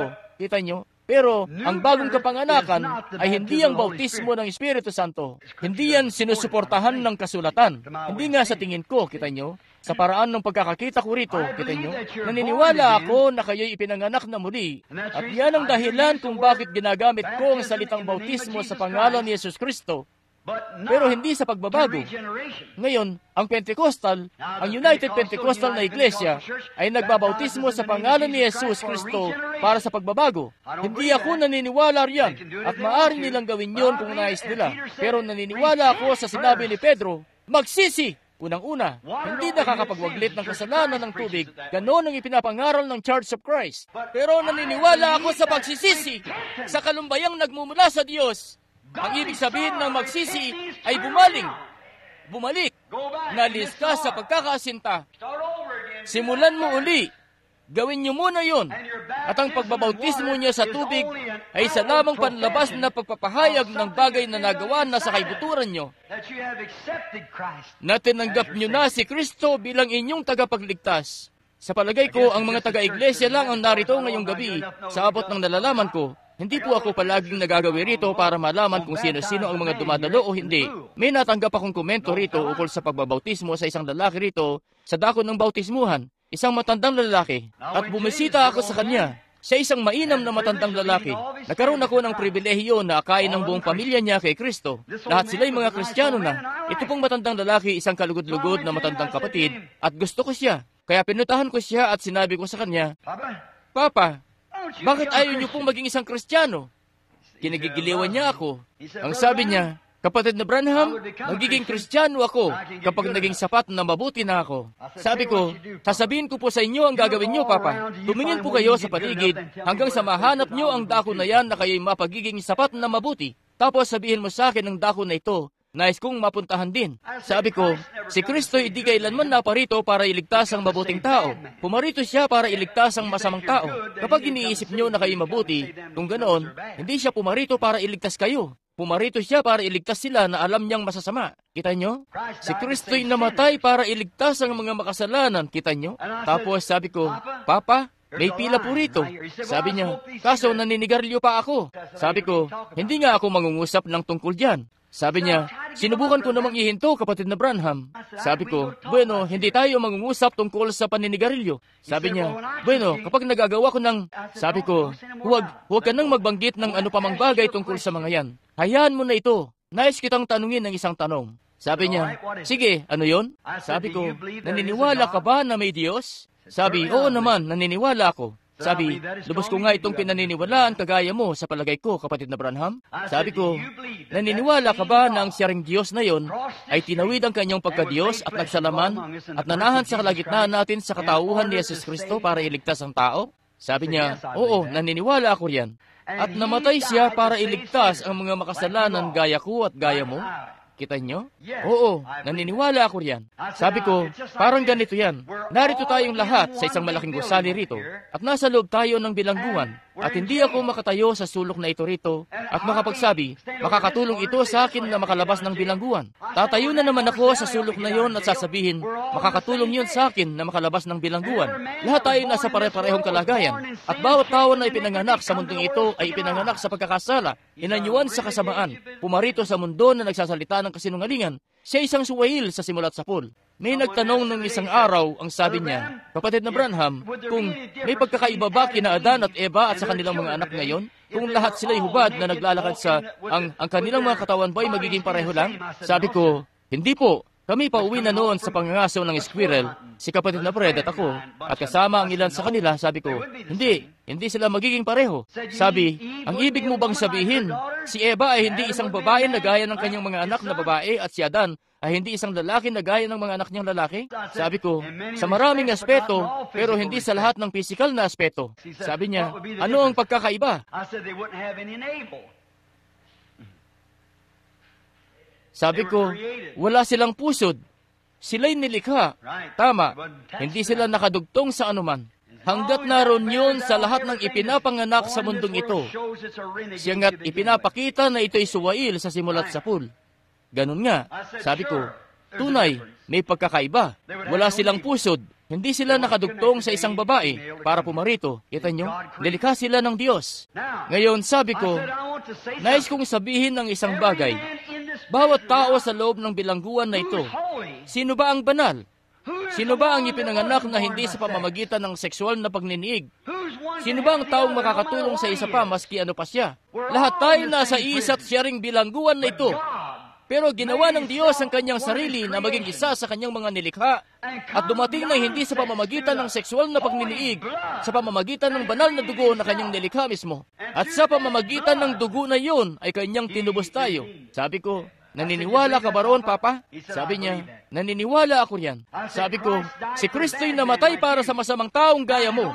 Ngayon, may nag-iisang paraan lang para gawin ito. Wala kang anuman na maaaring gawin. Kanyang iniaalay ito sa iyo. Hindi niyo ito makukuha bilang merito. Walang bagay na magagawa mo para makamit mo ito. Kanya lamang ibinibigay ito sa iyo. Matatanggap mo ba ang bagay na kanyang ginawa para sa iyo? Para ilayo ka sa impyerno? Sabi niya, gagawin ko yan. Sabi niya, pero kung maihinto ko lang itong paninigarilyo, sabi ko, kung sanang mawawaglit itong paninigarilyo, ilang, hindi ko hinihiling na gawin mo. Hindi ako legalista. Naniniwala ako sa biyaya at ang lahat ng ibinigay sa akin ng Ama ay lalapit sa akin. Sabi ko, kung sinasampalatayanan mo yan ng buong puso mo. Sabi niya, ng buong puso ko sinasampalatayanan ko ito. Kung ganoon, matatanggap mo ba ito sa batayan na yan na hindi ka karapat-dapat? Pero siya ang isa mismo na karapat-dapat. Huwag kang tumingin sa sarili mo. Tumingin ka sa Kanya. Dahil hindi ka makagagawa ng anumang bagay para sa sarili mo. Tumingin ka sa isa na gumawa ng isang bagay para sa iyo. Paano naman siya? Oh, sabi niya, siya'y karapat-dapat. Sabi ko, ganun nga. Kaya naman tanggapin mo ang bagay na binibigay niya sa iyo. Sabi niya, gagawin ko. At binautismuhan ko siya sa pangalan ni Jesus Kristo. At ayun nga siya, sa paglabas niya ay nagsindi ng sigarilyo. Mga ilang linggo ang nakakaraan. Nakabisita ako sa tahanan niya. Nakakita ako nung pangitayin isang gabi tungkol sa isang evergreen na puno na pinutol na nakabaliktad. Nakakita rin ako ng mga tabla na nakapako roon. Sa tabi ng huling tabla ay isang kapansin-pansin na tabla. At sa ibaba ng tabla na yon, doon sa bandang dulo mismo, tumutugay-gay ng pagganito, doon yung putol ng puno. Tapos isang tinig ang nagsabi, ikaw dapat ito o ikaw sana ito. At bumagsak si Papa Cox. Tumama ang likod niya rito.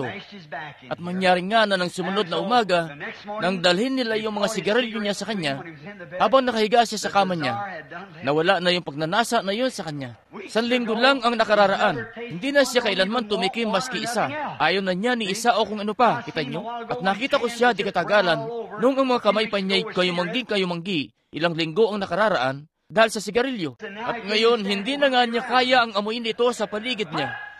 Unahin niyo ang unang bagay muna. Huwag niyong ipagpilitang maging mabuti. Kaya'y masama sa simula at sapul at wala kayong magagawa. May linya na nagbubukod at ang lahat ng mga tao'y nasa panig na yon. Ngayon, noong ako'y ipanganak sa mundong ito'y sa pamamagitan ng isang banal na kasalan ng aking tatay at nanay. Sa sinapupunan ng nanay ko ay isang itlog. Sa glandula ng tatay ko isang selyulang dugo. Nananalaytay sa buhay ko ang selyulang dugo na yun. Hindi ang itlog ng nanay ko, kundi selyulang dugo ng aking tatay. At nung ang selyulang dugo ay nagtungo sa waston nitong dako para katagpuin ng itlog, noong gawin nito, ang kalikasan ay inutusan sa Diyos na bigyan ako ng isang katawan. At pagkatapos, ako'y ipinanganak sa sangkatauhan. Ako'y nabigyan ng oportunidad na maging isang tao na may isip gaya ng sangkatauhan, kung saan ako'y makakapagmaneho ng sasakyan o makagagawa ako ng mga bagay gaya ng ginagawa ng mga tao. Nakakapaglakad, nakakapagsalita, nakakapagmaneho ng sasakyan, at kung ano pa, ipinagkaloob yun sa akin dahil ako'y ipinanganak sa pamilya ng tao at napagkalooban ng kakayahan na makapag-isip para maging isang tao. Ngayon, nung ako'y ipanganak sa pamilya ng Diyos, ako'y dumating sa pamamagitan ng dugo. Ang dugo ang nagbigay sa akin ng buhay. At pagkatapos na ako'y maging buhay kay Kristo, Kanyang binautismuhan ako sa Espiritu Santo at kapangyarihan para maging isang anak ng Diyos. Ngayon, katulad nga na ako'y nakakapaglakad, nakakapagsalita na parang isang tao, nakakapagmaneho ng sasakyan na parang isang tao. Ngayon, noong tanggapin ko ang Espiritu Santo, natanggap ko ang kapangyarihan na magpalayas ng mga dyablo, makapagsalita sa bagong wika, makapangaral ng Ebanghelyo, makapagpagaling ng may sakit. Ako'y nabautismuhan, hindi pinanganak, kundi nabautismuhan. Sa itaas na silid sila'y nagtitipon, nananalangin lahat sa pangalan niya. Nabautismuhan sila ng Espiritu Santo, at ang kapangyarihan sa gawa ay dumating. Amen. Sumampalataya ka tungo sa buhay na walang hanggan at naipanganak na muli sa pamamagitan ng inyong pananampalataya. Ang sabi ni Jesus sa San Juan 5:24, ang dumirinig ng aking mga salita at sumasampalataya sa akin na nagsugo sa akin ay may buhay na walang hanggan. Hindi ang Espiritu Santo, kaya't may buhay na walang hanggan lang. Siya'y pinanganak sa pamilya ng Diyos at pagkatapos nabautismuhan sa Espiritu Santo na taglay ng kapangyarihan at katalinuhan ng pananampalataya para sa palatayanan ng Ebanghelyo at ibunsod ito na kumilos at ibunsod ito na gumawa ng tama. Amen. Pagkatapos siya kikilos na parang isang anak ng Diyos, kung ganoon, makakapagpalayas na siya ng mga dyablo. Ang sabi ni Jesus, ang mga tandang ito ay lalakip sa kanila. Kita nyo?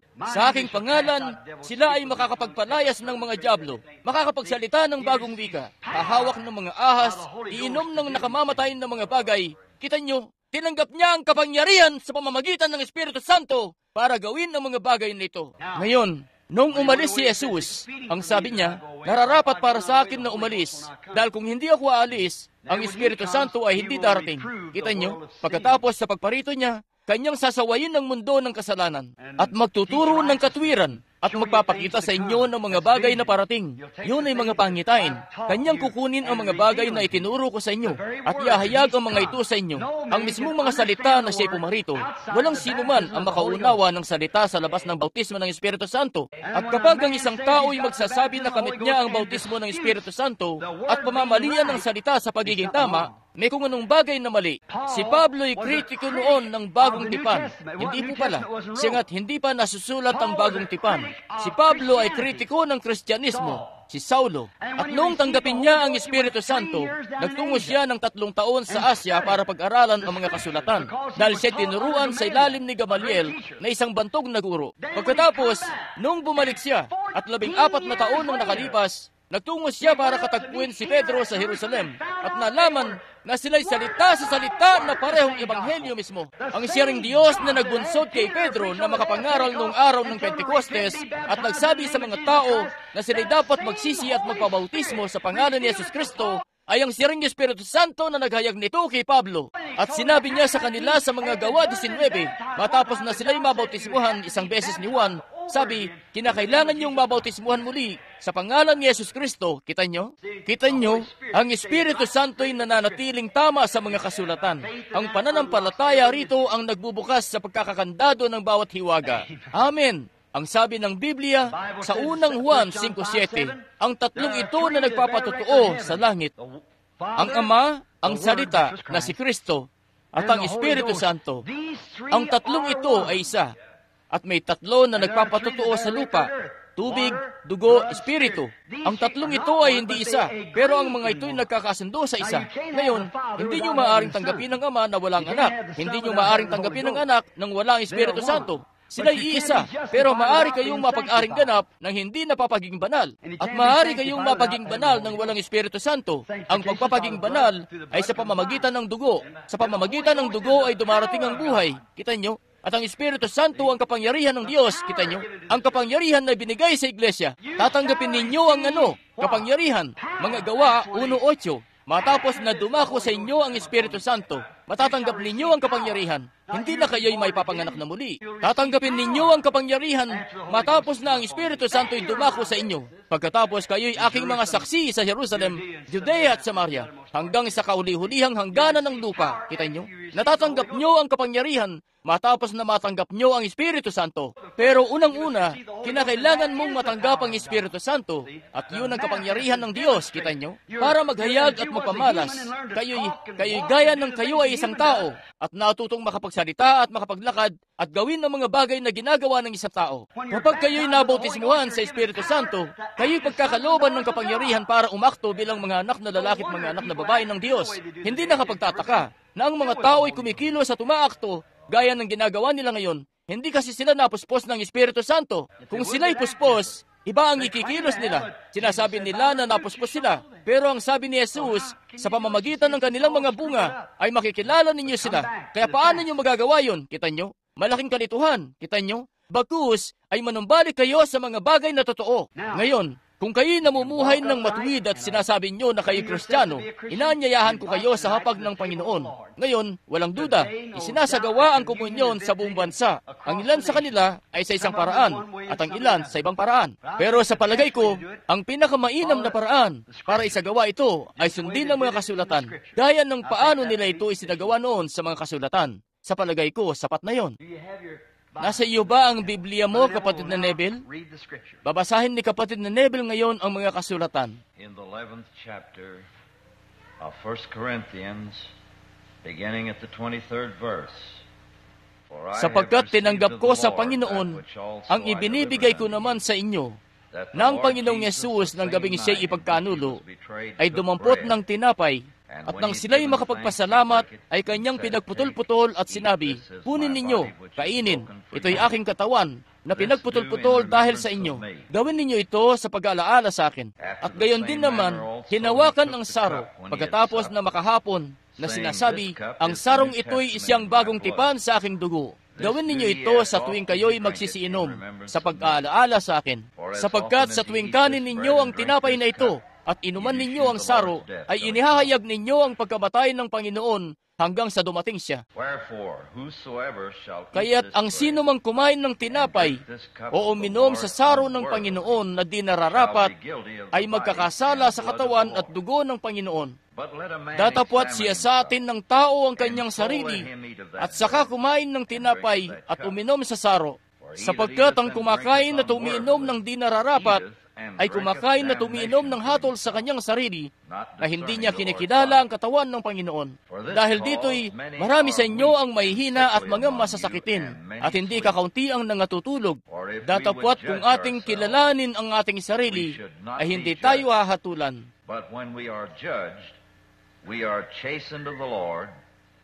Datapwat kung tayo hinahatulan ay pinarurusahan tayo ng Panginoon upang huwag tayong mahatulang kasama ng sanlibutan. Sa tuwin na po'y banal na bagay ito, sadyang sagradong bagay na sa tingin ko ay dapat iyuko natin ng ating mga ulo ngayon sa tahimik na pananalangin. Ipanalangin niyo ako, ipapanalangin ko kayo. Magpanalanginan tayo sa isa't isa na ang Diyos ay mahabag sa atin na mga di karapat-dapat na nilalang. That's about to partake of this great sacrament. Na handa na ngayong makibahagi sa dakilang sakramento na ito sa pag-aalaala sa kamatayan ng ating Panginoon. Ang panalangin na ito ng pagpapahayag ay iniaalay namin sa iyo, aming Ama, sa ibabaw ng iyong gintong dambana, kalakip ng aming hain, ang aming Panginoong Yesus.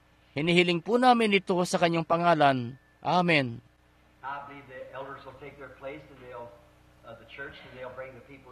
Ngayon, naniniwala ako na ang mga matatanda na pumwesto na at sila'y ng iglesia at palapitin nila ang mga tao sa paglapit nila, hila-hilera para sa komunyon.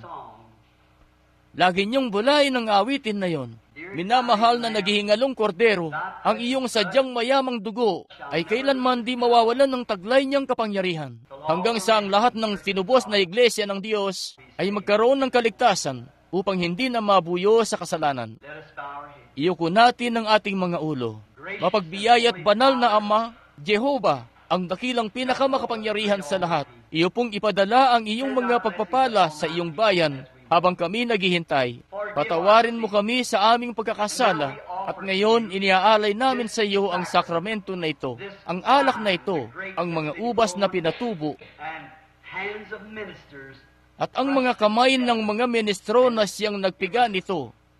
At ito'y ginawang alak para sa layunin na ito, na ngayon ay aming dinadala ito sa iyo, para isagisag nito sa amin ang dugo ng aming Panginoong Yesus Kristo.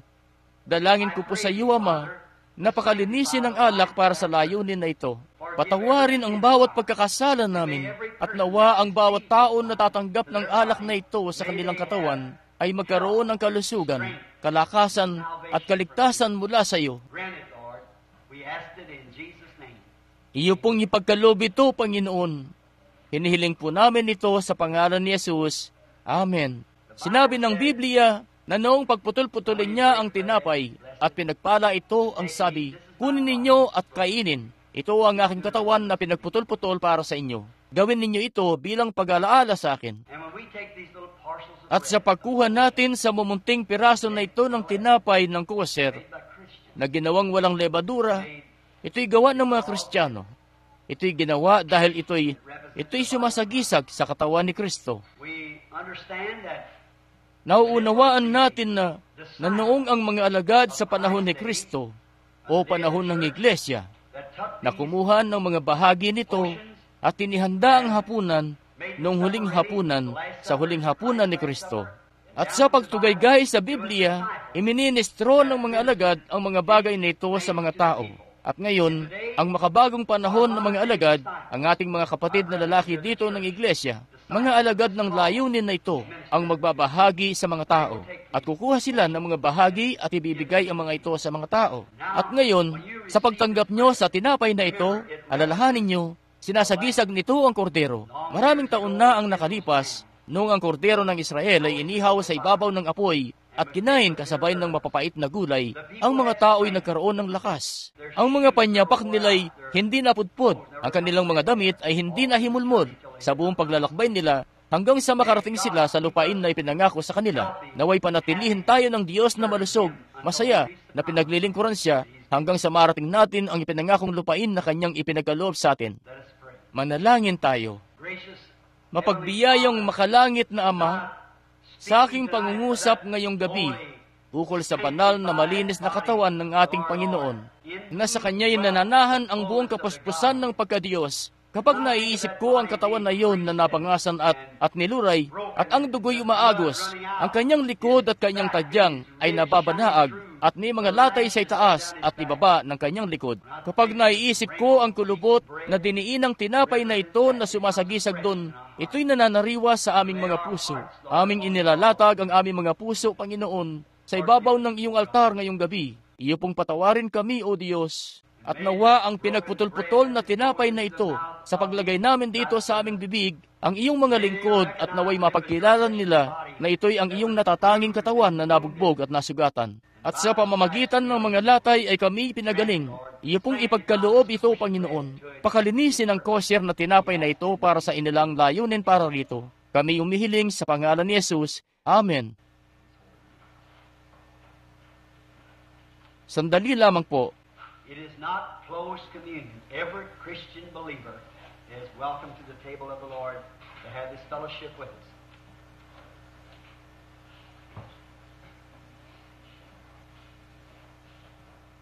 Hindi ito eksklusibong komunyon. Bawat Kristiyanong mananampalataya ay inaanyayahan na pumarito sa hapag ng Panginoon para makipagbuklod kasama namin.